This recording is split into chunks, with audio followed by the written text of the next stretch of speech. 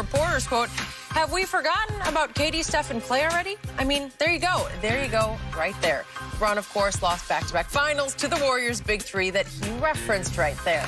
Chris Broussard is back joining us on Undisputed. So, Chris, do you agree with LeBron here? Well, first, I'm guessing that Skip senses an ulterior motive. Oh. But I won't go there. I'll be interested in seeing what he says. But I'm going with the Golden State guys, the Steph, Clay, and KD. And I've got 5 reasons why. Number 1, the pieces fit together better. When those 3, when KD went to Golden State, we had no questions about whether or not it was going to work. Because none of the guys are ball dominant. None of them needed the ball in their hands a lot to be effective and give you 20-plus points. Obviously, James Harden and Kyrie have been ball dominant. They dribble it a lot, which can make it more difficult to fit together. Now, they're fitting together great offensively, but theoretically, their games are a lot more ball dominant than the Golden State guys. 2, Golden State was better defensively. And I'm not just talking about Draymond Green, who's not even a part of this conversation. You had KD, who was younger, and I'm sure was a better defender at that point than he can be at this point, a little older, off an Achilles injury. And then Klay Thompson was a legitimately very good defender. He made an all-NBA defensive team. Steph obviously is in the category of Harden and Kyrie. None of them are really great defenders. The third thing, better shooters. As well as Harden and Kyrie shoot, and they are great shooters. Steph Curry is the best shooter in NBA history.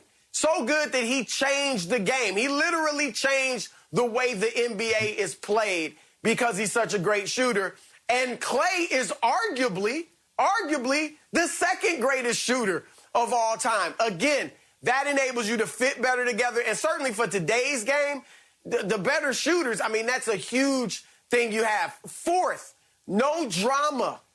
They were low-maintenance guys in Golden State. KD had a little drama, but for the most part, that's a low-maintenance group. In Brooklyn, I love his game, but I got to worry about Kyrie. He was playing great at the beginning of the season, and then all of a sudden just went AWOL. Is that going to happen again? Is Kyrie going to be happy the entire season playing shooting guard? Or will he get the itch to have the ball in his hands more again? Even last night, why was Kyrie sitting out? I know they said back tightness, but I bet you he plays the next 5 games and is fine and plays great. Like, they need to be on the floor as much as possible. KD is legitimately injured, hamstring. But Kyrie, Harden, they don't need to be just sitting out to rest. All right, so the drama quotient is there. And then here's the final thing. Steph and Clay, before KD got there, they proved that they could lead a team to a championship. They proved they didn't need this transcendent LeBron or KD or somebody like that to lead them to a championship. They didn't need a stacked team. They did it on their own. KD was certainly the best player on those Golden State teams, but he went to a champion already. He has still yet to prove he can lead his own team to a championship, even though he was the best player. Kyrie hit one of the greatest shots in NBA history, maybe the greatest. But obviously that was LeBron's team. Kyrie hasn't had much playoff success without LeBron James yet. And we know Harden has yet to prove that he can lead a team to a championship. So for all of those reasons, I'm going with Golden State. Well, I don't like to disagree with you, but I'm going to have to disagree with you. And I say KD is KD, so that's a push. And although James Harden is not the shooter that Steph is, he can do things that Steph can't because he can get to the basket and he shoots as many free throws. So we've seen James Harden average 35, 36 points a night. So I'm going to say, just for this argument right here, Chris, I'm going to say Steph and James Harden are a push. Now, because even though Kyrie is not the pure shooter that Clay is, what he can do with the basketball, Clay can't do. Clay's not putting the ball on the floor and finishing at the rim like this kid can. This kid has mid-range. He has the 3. He shoot the. You follow him. He go to the free throw line. He has a better all-around offensive game. than Klay Thompson. So I'm going to give him the edge on that. They average about 5 points more per game. James Harden has basically said, you know what? I'm going to be the conventional point guard. I'm going to average somewhere between 11 and 12 assists a night, and my average is going to come down substantially from what it was the last 3 or 4 years. Skip, he was like 32, 33 points a game over the last 3 or 4 years. He's probably going to average somewhere around 24, 25. Not very many guys are willing to concede. Say, you know what? I'll let you slash 8, 9 points off my average and what I've been averaging for the betterment of the team. When I look at this, just those three, Klay, Steph, KD, versus James Harden, KD, and Kyrie, I ain't seen anything like this. There's never been a guys that can handle the ball, that can put the ball in the basket like these three guys can.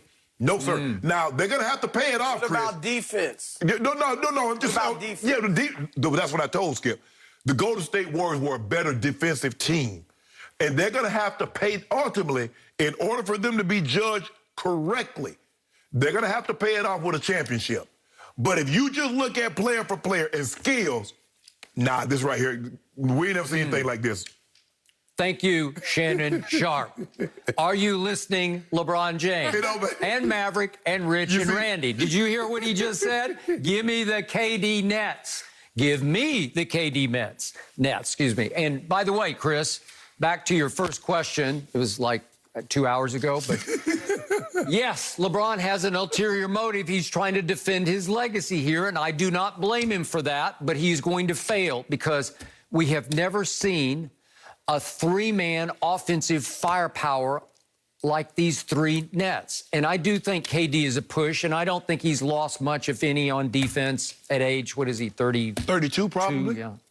But, again, he looks like KD to me so far. Yeah.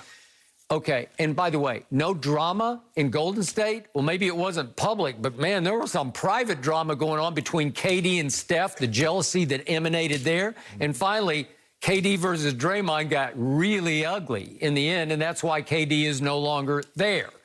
Okay, so back to KD push, because it's KD versus KD. Right. But, hey, I'm sorry, James Harden is just a better all-around player than Steph Curry.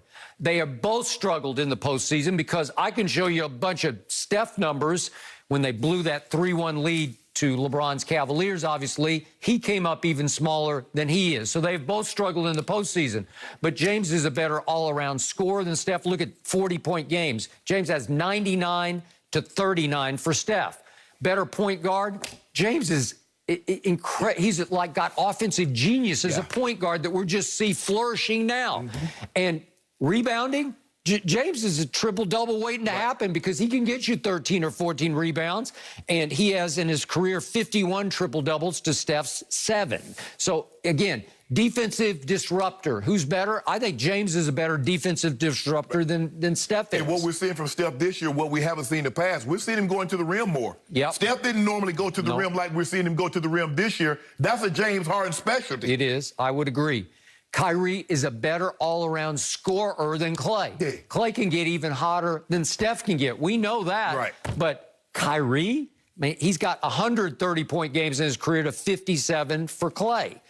I'm sorry, if you want to start going down to Draymond versus Joe Harris or whatever you want to do, then it starts to get No, we just give it I'm doing to the 3 versus 3, and I will take the KD 3 in Brooklyn over the Golden State 3. See, I think you're looking at it individually, and obviously those guys are great individuals, but I could have stacked up, if I stacked up LeBron, Kyrie, and Kevin Love versus Klay, Draymond, and Steph, I'm taking the 3 from Cleveland all day, every day. And granted, we know Kyrie and Love got hurt, so they didn't play in that first series, but the first game. But I'm just saying, like, individually, I'm looking more as a team aspect, where I need somebody that can defend. I need the guys to fit together better. I get where you're coming from, because obviously those 3 guys are great, but what if they don't win? What if they win 1 ring in their tenure together? Can we really say that those 3 we're better than the group in Golden State? Oh, they're going to have to pay it. They're going to have to pay it off with multiples. But I think the thing is, what we're seeing thus far is that the struggles that I thought they would have, I haven't seen. This has been a seamless transition to me because James Harden has been the point. Kyrie is playing his natural position, which is the 2, and he's been dynamic. KD is KD. KD can play 1 through 4 if he wants to. So it doesn't really. KD is the outlier because he was going to be unaffected by. He's going to be unimpacted by anything that they did because he's just that great. But James Harden has come in and done his last night. See, I'm not surprised by last night because James Harden just did that for the last 8 years in Houston. You see James Harden go solo. You get a couple of guys that can make some threes, and now he opens up the floor, and guess what he started doing? Getting to the hole, left hand and one, kick to Joe Harris, Tyler Johnson, Cabarro. TLC. Yeah. Yep. So now, but you know what, Chris? But when you look at it, yes, individually, but you must admit they played better together than you thought they would at this point.